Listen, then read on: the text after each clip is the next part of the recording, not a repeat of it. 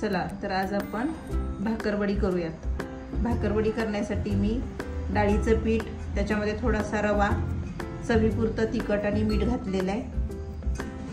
त्यानंतर भाकरवडीमध्ये आत घालण्यासाठीचं जे सारण आहे त्याच्यामध्ये कोथिंबीर, थोडासा कढीपत्ता चवीपुरता तळून घेतलेला आहे, मिरची बिन तेल टाकता कडक अशी भाजून घेतलेली आहे, तीळ खमंग भाजून ओबडधोबड बारीक केलेले आहेत। इथं लसणाचं काळं तिखट आणि तांबडं तिखट घेतलेलं आहे आणि खोबरं किसून घेतलंय आणि तेही बिना तेलाचं कुरकुरीत असं भाजून घेतलेलं आहे आणि चवीपुरतं मीठ आणि ही लसणाची पेस्ट, हे सगळं एकत्र करून आपण हे भाकर ह्या पोळीमध्ये भरणार आहे।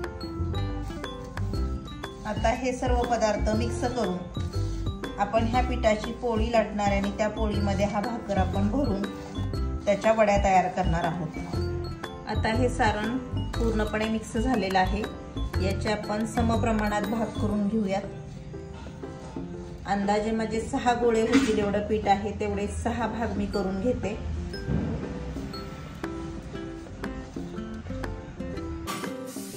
हा उंड्यापैकी एक उंडा मी घेतलेला आहे, त्या उंड्याची पोळी लाटून घेते। तिखट आणि मीठ आणि थोडंसं तेल, की जेणेकरून हा भाकर त्या पोळीला चिकटून राहील। आता जो भाकर आहे तो त्या पोळीवरती आपण भरून घेऊयात। व्हिडिओमध्ये दाखवल्याप्रमाणे एकसारखा भाकर असा त्या पोळीवरती भरून घ्यायचा आहे।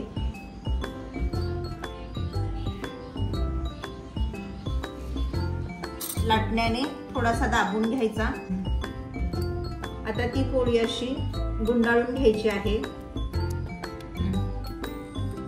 ती गुंडाळी अशी प्रेस करायची, वरून दाबून घ्यायची। हिची गुंडाळी झाल्या की छान अशा छोटी उकडीची चाळण घेतलेली आहे। ह्या उकडीच्या चाळणीला थोडंसं तेल लावलेलं आहे आणि ह्या कापलेल्या वड्या दोन्ही बाजूनी प्रेस करून अशा उकडीच्या चाळणीमध्ये मी त्या ठेवून घेतलेल्या आहेत। नंतर ह्या छान अशा वड्या तयार झालेल्या आहेत। त्या उकडण्यासाठी मी पातेल्यावर चाळण ठेवून त्याच्यावरती उकडण्यासाठी ठेवलेल्या आहेत। त्या 15 मिनिटं मंद आचेवर अशाच छान झाकण ठेवून उकडू द्यायच्या।